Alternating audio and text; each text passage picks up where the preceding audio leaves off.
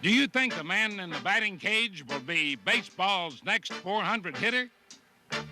And do you think the man walking to first will ever overtake Ty Cobb in career stolen bases? Lou Brock in reach of the Georgia Peach.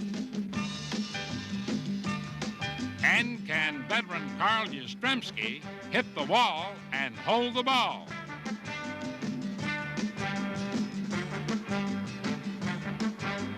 And do you think these youthful Mets will ever learn to call for the ball? And did you see the tale of the bird and the bee?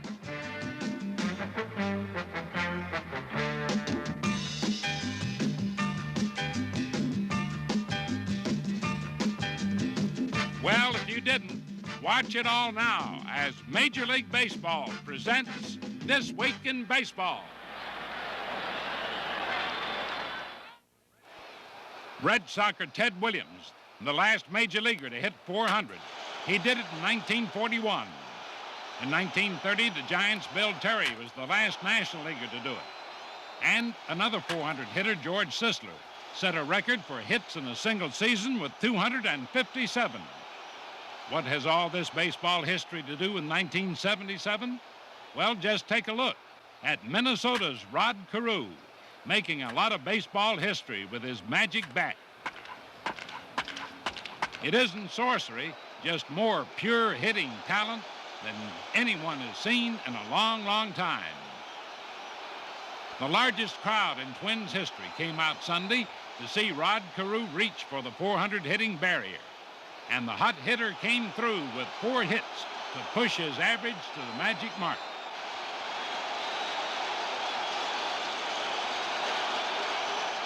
In the last 3 decades, Rico Carty, Henry Aaron, Willie Mays, and Stan Musial all reached 400 in mid-June, but Carew is the first batter in that period to approach July with that mark.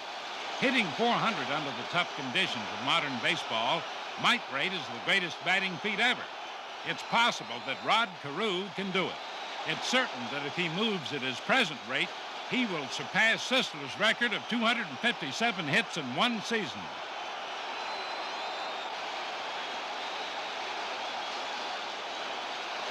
Carew knocked in 6 runs in this game, teammate Glenn Adams 8, and the Twins slugged the White Sox out of first place 19-12. 47,000 Minnesota fans proved they not only have Carew's 400 fever, they also have pennant fever.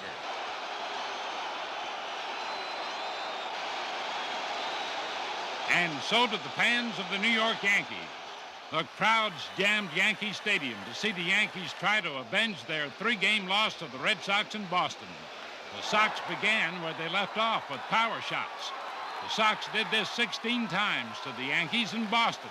And now Carl Yastrzemski trots home here for 1 run.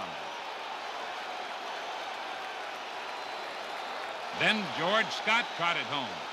3 runs.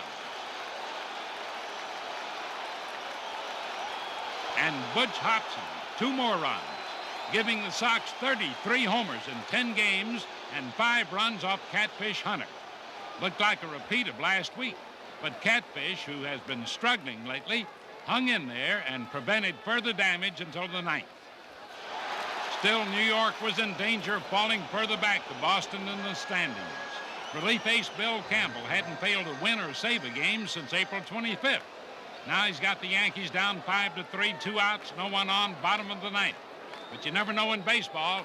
Here's the pitch. Willie Randolph lines one to left center field. Yastrzemski playing a bit too shallow, can't get it. Randolph flies all the way around to third, and the Yankees are still breathing. Roy White takes a breath. And the pitch. And look out!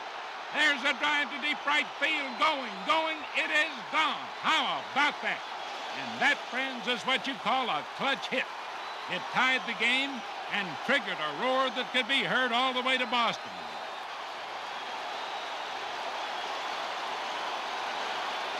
White shot set the stage for Reggie Jackson. It's the 11th inning, the winning run on second. And in the dugout, Billy Martin is telling Reggie to do it. Get up there, swing that bat, and win this ball game. Reggie ready. And there's a line drive deep to right field, and it wins the ball game. Greg Nettles comes home with a winning run, and the New York fans let Reggie know he's home at last. So do his teammates.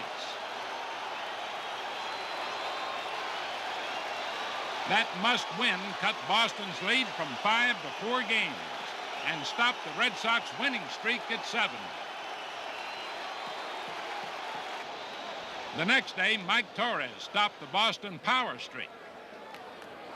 Yaz tries one, but it's not quite far enough. This was the first time in 11 games that the Sox failed to hit a homer.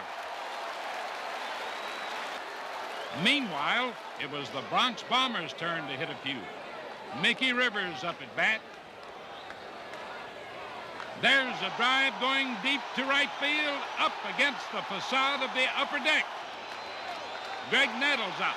There's another one, and it's good for 3 runs. And that proved to be more than enough for Torres, who wrapped up a neat 5-1 victory.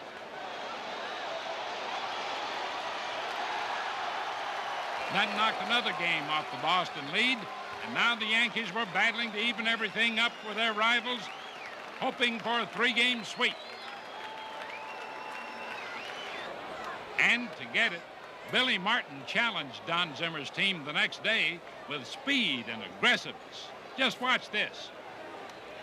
At the plate, Roy White. On first base, Mickey Rivers. Watch now. Rivers with a good lead. There he goes.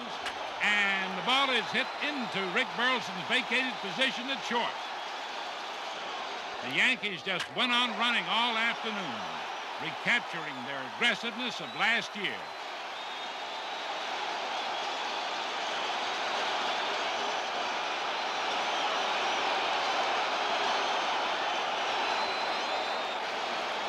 That kind of base running gave Don Gullett a 4-1 lead, which he had little trouble holding until the 9th inning. But in that 9th inning, the Sox rallied to tie it. And so in the bottom of the 9th, the Yankees had to go back to work again. Thurman Munson comes to bat. Bill Campbell on the mound in relief. White running from first, and Munson lines a hit to left. And once again, the hit and run pays off as White races to third.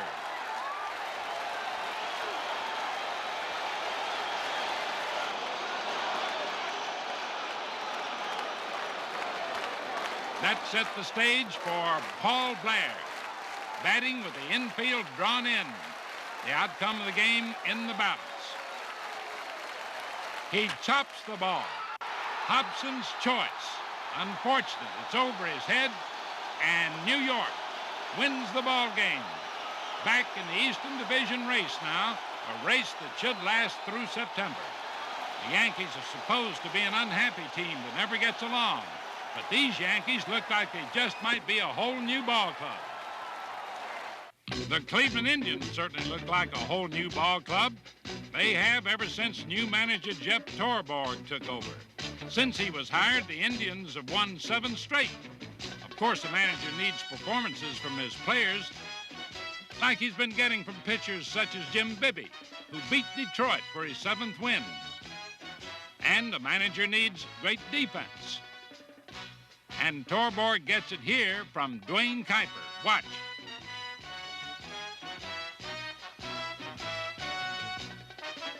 And of course, hitting. Buddy Bell tolls one. Bell's off to his best year ever. And along with him, Paul Dade, up among the league leaders in hitting.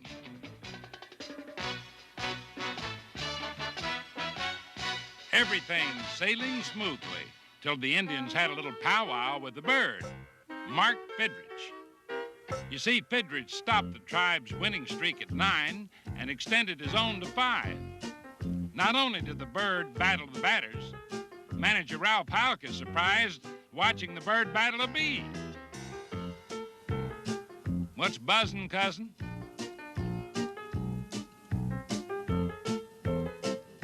The crowd just eats it up. everywhere the bird performs, whether on the road or at home.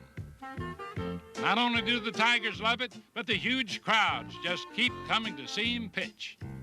The bird scared everyone when he injured his knee this spring, but as he said, "Don't worry, folks, it's just part of the game, and it's a game he loves to play." And fans everywhere sure do love to watch him play it his way. Pennant fever had the mercury rising in Reds country. With the front-running Dodgers in town to take on the Reds this weekend, and with Tom Seaver on the mound, Cincinnati rolled out the red carpet. Hotels, motels, and Riverfront Stadium were sold out. But Seaver had a little trouble in the first inning as the Dodgers got off to a running start. A single by Steve Garvey knocked in 2 early runs.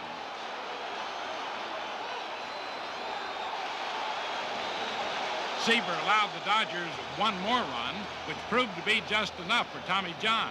As Casey Stengel would say, John threw a lot of grounders. He held the Big Red Machine to 2 runs by keeping the ball down and keeping the Reds on the ground. Los Angeles turned over 4 big double plays and bounced their way to a 9.5-game lead in the National League West. That set up some weekend of baseball excitement with spectators and participants involved in a great storm of baseball. Reds ready. Dodgers ready. So, folks, just sit back, relax, and watch the battle.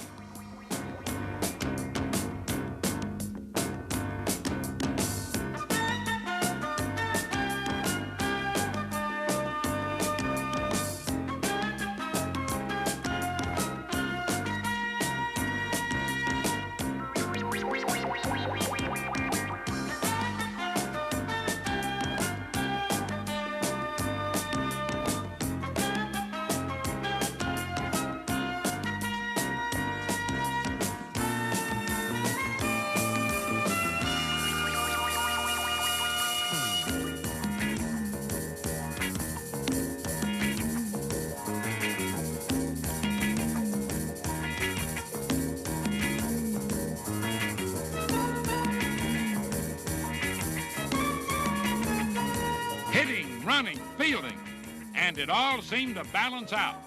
The power scale was balanced as Steve Garvey hit 2 homers in 1 game.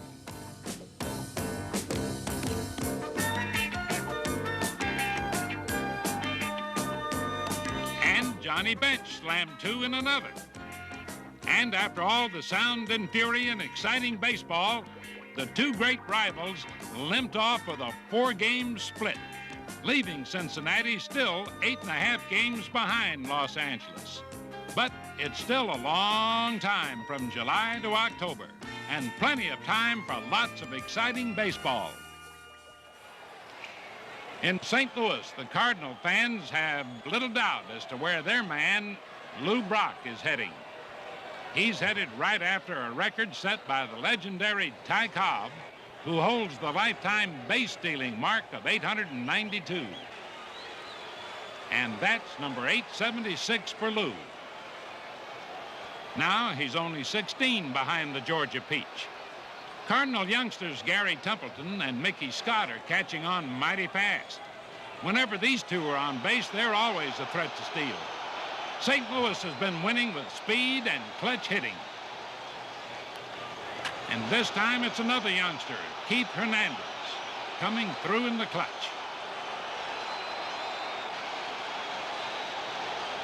Gary Templeton can play a lot of shortstop, too. Watch.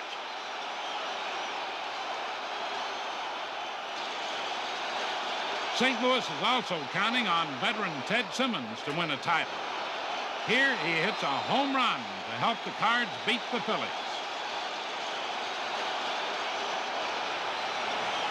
And to make the picture a little brighter, the Cards recently added relief ace Raleigh Eastwick to their staff. This is his first save as a Cardinal, and you can be sure there'll be a lot more in the months to come. St. Louis took the first 2 games from the Phillies, but in the last game, Mike Schmidt proved too hot to handle. 13 homers in his last 19 games, and you're watching him hit his 20th of the year, tying him for the league lead.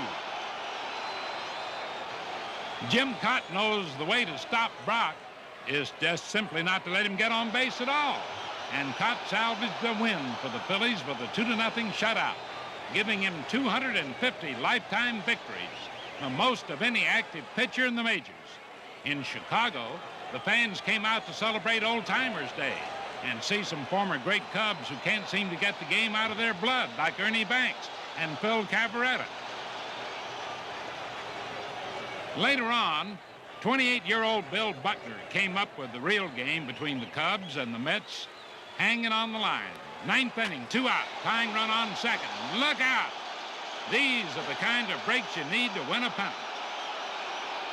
From 4-1 going into the bottom of the 9th, the Cubs managed to pull another one out of the fire, and their fans showed their appreciation with a standing ovation.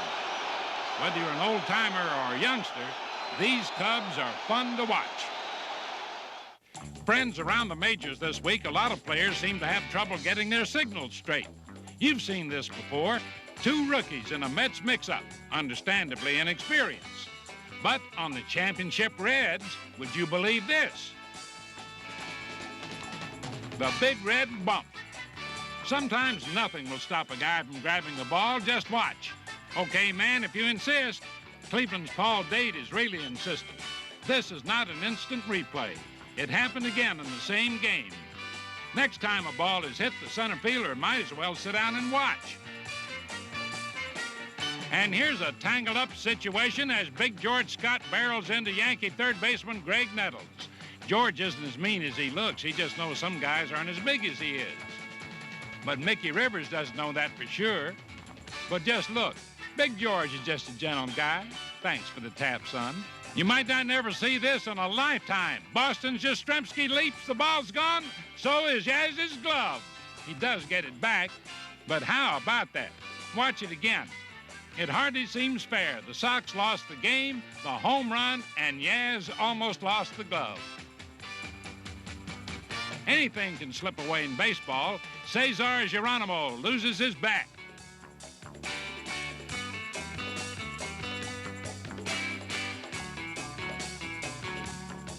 Ted Simmons loses his footing.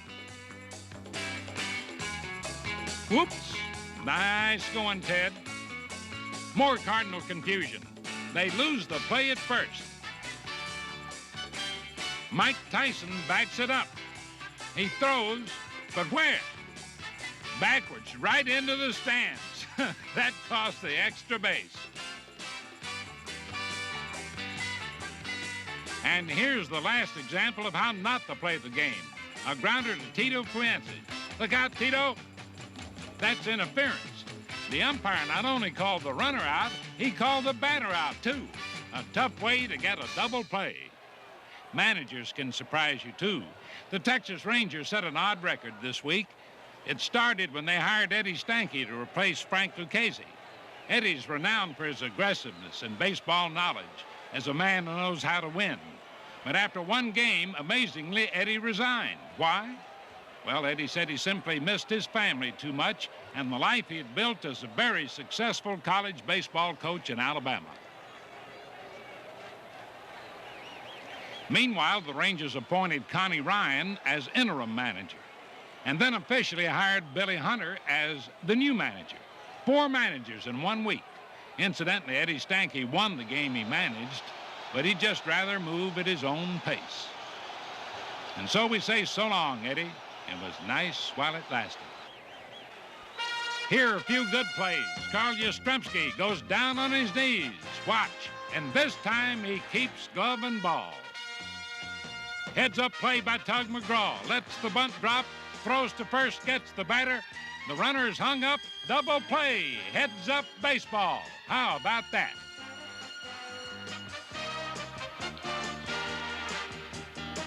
"39-year-old Willie McCovey of the Giants has been having a surprisingly sensational year. Here he caught a homer against the Cubs. This week, Willie set a National League record with his 17th career Grand Slam. In the same inning, he hit a second homer to become the only player to belt 2 homers in the same inning twice. Nice going, Stretch. And finally, hats off to Rod Carew, this week's recipient of the Gillette Special. Not only is Rod hitting .400, and after that all-time hit record, he also leads the league in triples, runs scored, and moved into second place on the league's RBI list. And he stole home this week for the 16th time in his career. Carew is having a season for all seasons. And so is baseball. 990,000 fans watched local scoreboard action this weekend. How about joining them, folks? Goodbye, everybody.